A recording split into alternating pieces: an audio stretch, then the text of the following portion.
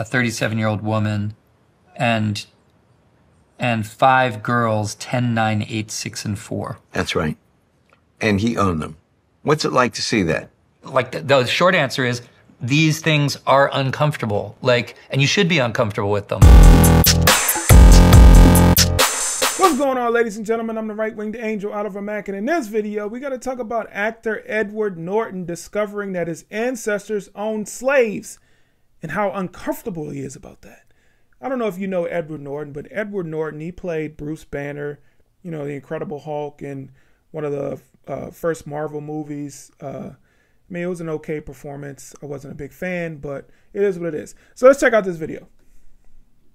A 55-year-old man, a 37-year-old woman, and 5 girls, 10, 9, 8, 6, and 4. That's right. And he owned them. What's it like to see that? The short answer is these things are uncomfortable. And you should be uncomfortable with them. Everybody should be uncomfortable with it. It's whether it, you know, it's not a judgment on you and your own life, but it's a judgment on the history of this country. Oh, it's a judgment on the history of this country. Probably a judgment on the history of most countries. I think most countries, or a lot of countries, owned had slavery back then. It was a practice that was widely conducted across the world, and that's how people got cheap labor back then. I think people felt like, well, if they house these people and they feed these people, then they should work for free. I mean, I think it's a horrible practice, and I'm glad that we got rid of it. But this wasn't something that was just a part of the United States history. It was a part of European history. Oh, by the way, it was big part of African history, where a lot of the slaves came from. I don't know if Mr. Edward Norton knew that. Yeah, it's a big part of African history. The African kings and queens were selling their own people into slavery. They were selling their prisoners of war into slavery. When the Europeans came over, they said, here, we'll trade you these people. You know, these people that we got locked and chained up. We'll trade you that for some stuff that you have that we want. And we don't care about them. Just do whatever you want with them. Kill them, put them in slavery. We don't care. Just as long as we get what we want. Yeah, he wasn't talking about that. All right, let's continue on. Absolutely. And it needs to be acknowledged first and foremost, and then it needs to be contended with. Absolutely. I mean, when you go away from census counts and you personalize the thing, you're talking about possibly a husband and wife with 5 girls, mm-hmm. and these girls are slaves, you know, right. Born into slavery. It's just like, you know, and born into slavery and in slavery in perpetuity. Yeah, it's, you know, it's, again, when you read slave age 8, you want to be acknowledged. Yeah, I mean, it's sad. It's sad to know that history, but it is what it is at that point. I mean, you can't really be mad about it. I mean, it's kind of like, oh my God, but at the end of the day, it's something that happened. You're white. Some white people owned slaves back then. I guess you come from a pretty wealthy background where your ancestors were able to afford slaves. That's not something that a lot of people were able to do back then.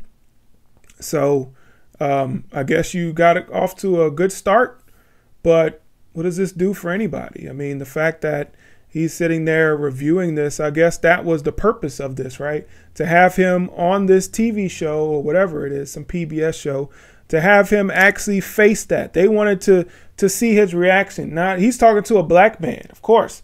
So a white man a black man shows him that his family owns slaves.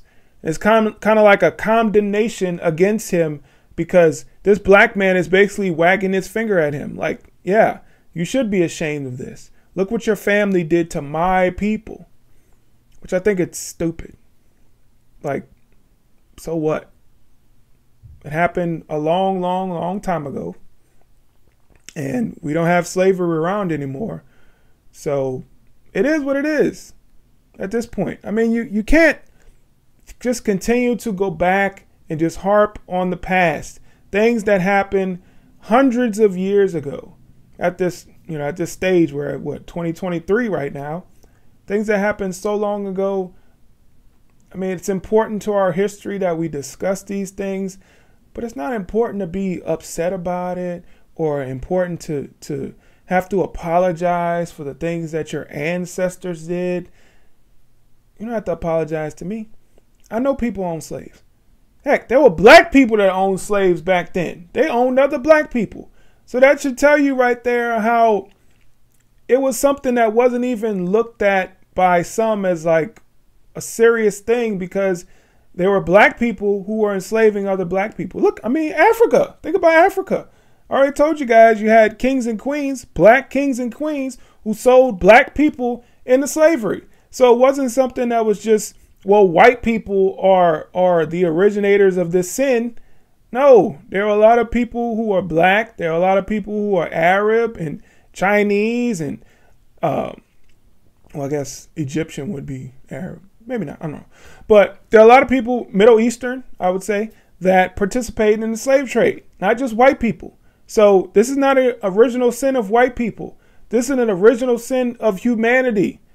Probably before the beginning, the dawn of time, you had people that were in servitude to other people and working for free and working in harsh conditions. There are a lot of things that we did as a country. There are a lot of things that other countries did as a country. And when we started to evolve more, we realized, hey, we want to do this anymore. These things are cruel, and we don't want to have people subjected to this type of cruel punishment. So we stopped it. And that's all that matters at this point. The things that we did that we shouldn't have been doing, but hindsight is 2020. We can't look at how we see things today and thought, well, they should have stopped all that back then. That's not how they saw things back then. And there's things that probably 10 years ago that some people are looking at like, hey, we shouldn't have did that 10 years ago.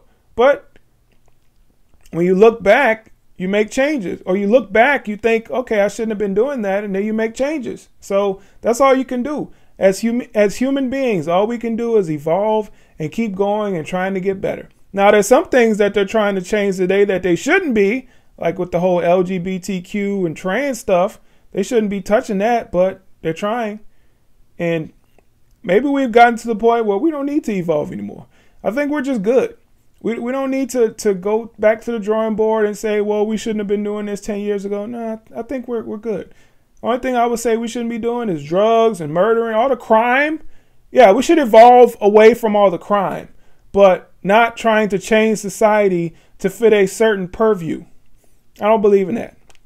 But once again, slavery happened, and it is what it is at this point. I'm not worrying about it. I'm actually thankful that my ancestors went through what they went through so I could be born free in the United States of America. So thank you to my ancestors. I know you went through a lot. It was just the most torturous thing that you could possibly imagine, and I would never want to go through that. But I thank you for the sacrifice that you made so I could be born free in this great country of the United States of America. Well, that's all I got. Thank you so much for watching this video. Please hit the like button, share, comment, subscribe, all that good stuff. All right, I'll catch you guys in the next video. I'm out. Peace.